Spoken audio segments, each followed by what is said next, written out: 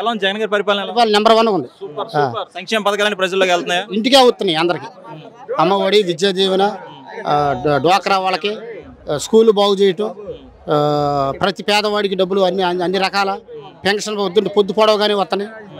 ప్రతి పథకం ప్రజలకు అందుతుంది. గత ప్రభుత్వం ఈ ప్రభుత్వానికి విద్యారంగం ఏంటి తేడా? అసలు టీడీపీ ప్రభుత్వాన్ని నమ్మరకు, అసలు పోలిక పెట్టడానికి లేదు. టీడీపీ ప్రభుత్వాన్ని అసలు నమ్మి ఓటు వేయరు. అసలు చంద్రబాబు ఇచ్చిన హామీ అన్ని దొంగ హామీలు. అసలు వేయరు ఓటు వేయడానికి. అబద్ధాలు చెప్పుకుని పవన్ కళ్యాణ్ కలుపుకుని తిరగడం తప్ప ఓటు వేయరు. ఓటు వేయాలంటే ఏంటి? నమ్మకం ఉండాలి. నమ్మకం అంటే ఏంటి? జగనే నమ్మకం. చంద్రబాబును పవన్ కళ్యాణ్ నమ్మకం కాదు, జగన్ నమ్మకం. టీడీపీ జనసేన ఉమ్మడి ప్రభుత్వం తెచ్చుకోండి, మీకు రైతుల పట్ల గానీ విద్యార్థుల పట్ల గానీ మీకు భవిష్యత్తు మేము తీర్చిదిద్దుతామని అంటున్నారు వాళ్ళు, ఇరు పార్టీ వాళ్ళు. ఏమంటారు? ఏం దిద్దుతారో తీర్చి ఎక్కడికి వెళ్తారు చెప్పండి. అసలు కుప్పంలో కూడా వాడిపోతున్నాడు చంద్రబాబు. కుప్పంలో కూడా చంద్రబాబు వాడిపోతున్నాడు. పవన్ కళ్యాణ్ ఎక్కడ పోటీ చేస్తాడో చెప్పమనండి. పవన్ కళ్యాణ్ అనే వ్యక్తి ఎక్కడ పోటీ చేస్తాడో చెప్పమనండి. ఎక్కడ గెలుస్తాడో చెప్పమనండి. నువ్వు 24 సీట్లు ఇస్తే తీసుకున్నావా చంద్రబాబు కాళ్ళ కాడు ఉండి? నువ్వు ఎక్కడికి వెళ్తా? పవన్ కళ్యాణ్ అనే మనిషి ఎక్కడికి వెళ్తాడు? 14 ఏళ్ళకి పార్టీ పెట్టింది. అసెంబ్లీకి వెళ్ళేవి ఈ పూటకి. చంద్రబాబు తొత్తు అయిపోయావు నువ్వు. 30 సంవత్సరాల నుండి నేను ఎమ్మెల్యేగా ఉన్నాను కుప్పంలో, ఈసారి 1,00,000 ఓట్ల మెజారిటీతో నేను గెలుస్తాను చంద్రబాబు ఉన్నాడు. పోయినసారి వెనకంజలో ఉన్నాడు. పోయినసారి వెనకంజలో ఉండి 10-20 ఏళ్ళతో మెజారిటీతో గెలిచాడు. ఈసారి మాత్రం కుప్పంలో వాడిపోతున్నాడు. కుప్పంలో పక్కాగా వాడిపోతున్నాడు. ఇంకోసారి ఎత్తుకుంటున్నాడు కూడా చంద్రబాబు. పవన్ కళ్యాణ్ నేను పిఠాపురంలో పోటీ చేస్తున్నాను, ఎమ్మెల్యే గెలిచి అసెంబ్లీలో అడిగెడతాను అంటున్నాడు. పెట్టమని చూద్దాం. పెట్టాలిగా. 14 ఏళ్ళు మట్టి తిరుగుతూనే ఉన్నాడు. ఇంకెక్కడ అసెంబ్లీలో కావాలి అట్ట గేట్ కడకాలి. ఇప్పటికే పెట్టాలిగా పార్టీ. 2024లో టీడీపీ జనసేనకి ఎటువంటి పోటీ ఇవ్వబోతుంది? వైసీపీ భారీ మెజార్టీతో గెలుస్తుంది. ఇక్కడ అనిల్ గారు గెలుస్తున్నాడు, పైన జగన్ గారు గెలుస్తున్నాడు. అసలు ఎవడ పొత్తులు అవసరం లేదు. అసలు వాళ్ళు ఎన్ని పార్టీలు నుండి రాష్ట్రంలో 2-3 గెలుస్తున్నాయి. అన్ని పార్టీలు పొత్తులు ఉండమను. చంద్రబాబు అనేది సీఎం అవడం, ఆయన వయసు అయిపోయింది కదా, సీఎం అవడం. అది వాళ్ళ కొడుకు అసలు వాళ్ళ కొడుకు అసెంబ్లీకి కూడా వెళ్ళడం, పవన్ కళ్యాణ్ అసెంబ్లీకి కూడా వెళ్ళడం. వీళ్ళిద్దరు వెళ్ళేది లేదు. అది ఏమన్నారు వైసీపీ ప్రభుత్వం నుంచి ప్రజలందరూ? అండి జనసేన వాళ్ళు ఏమంటున్నారంటే, నన్ను ప్రశ్నిస్తే నా దగ్గర రావడానికి వీల్లేదు. ప్రశ్నిస్తే కనుక నా దగ్గర రావడానికి వీల్లేదు. ప్రశ్నించకుండా నా ఏమంటారు? ఇప్పుడు ప్రశ్నిస్తే కనుక ప్రశ్నించకుండా వస్తే నా ఏమంటారండి? ప్రశ్నించకూడదంట ఆయన. అంటే ప్రశ్నించడం ఇప్పుడు ఆమె అందే దారి లేదు, నాకు డొంకలేదని అడుగుతుంది ఒక ఆడపడుచు ఇప్పుడు మీ ముందే. అవి ప్రశ్నించిందా మిమ్మల్ని? ప్రెస్ వారిని ప్రశ్నించిందా? అట్లా ప్రతి వ్యక్తిని ప్రశ్నిస్తారు. ప్రజాప్రతినిధిని ప్రశ్నించే హక్కు, ఓటేసే హక్కు ఎట్లయితే ఉందో నాయకుడిని కూడా ప్రశ్నించే హక్కు ప్రజలకు ఉంటుంది.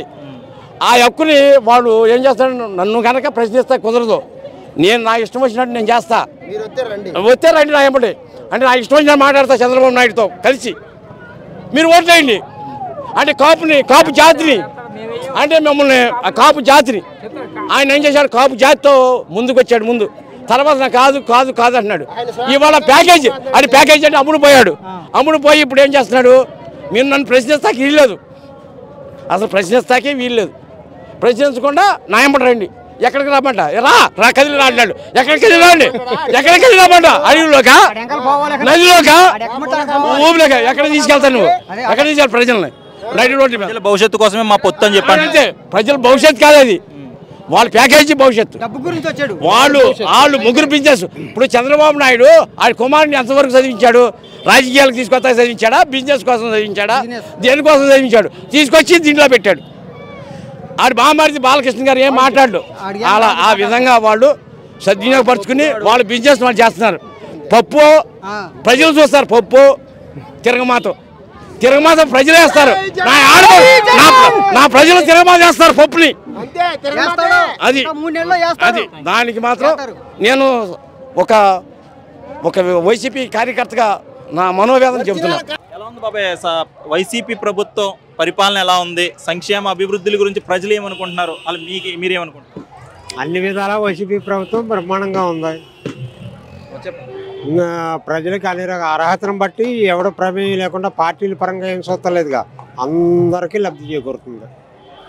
ఈ క్యాస్ట్ ఆ క్యాస్ట్ అని లేదు, అర్హతను బట్టి ఇప్పుడు అమ్మఒడి ఉంది. అంతా హెచ్ఎం గారు ఏ పిల్లాడికి అర్హత ఉందో ఆ పిల్లలకి, మా బాలుడికి కానీ మరి బాలికలకు కానీ హెచ్ఎం గారి ద్వారానే అభివృద్ధి అంతా జరుగుతుంది.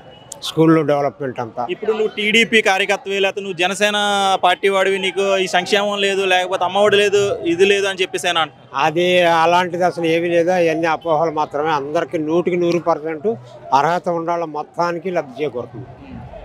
వీడు అసలు అది ఆ వ్యత్యాసం అనేది లేదు. ఇప్పుడు ఓల్డ్ ఏజ్ పెన్షన్లు ఉంది, అందరికీ అందుతున్నాయి. కానీ వీడు కాంగ్రెస్ అని, వీడు తెలుగుదేశం అని, వీడు అసలు ఆ వ్యత్యాసాలు లేవుగా. ఎవరికైతే అర్హత 67 నిండినాయో వాలంటీర్ వెళ్ళి వాడికి దరఖాస్తు చేస్తున్నాడు. మరుసటి నెలలోనో 60 నెలలోనో వాడికి పెన్షన్ వస్తుంది. తెల్లారిపాటికి వెళ్ళి ఇవాళ పనిచేశారుగా 3000 రూపాయలు ఇవాళ 1 తారీఖు. ఇప్పుడు టీడీపీ జనసేన కలిసి వస్తున్నాం, మేము ఎంతకన్నా అభివృద్ధి చేసి చూపిస్తాం అని చెప్పేసి అంటున్నారు. దాని గురించి అది ఎవరి వల్ల సాధ్యం కాదు. ఈ అబ్బాయి జగన్ గారికి సాధ్యమైంది. ఏదన్నా చేయని మంచిగా చేస్తున్నాడు. డబ్బు ఉండా లేకపోయినా అప్పుడే చేస్తున్నాడు. ఏం చేస్తున్నాడో ప్రజా సంక్షేమంలో ముందంజలో ఉన్నాడు. అది ఎవరి వల్ల కాదు.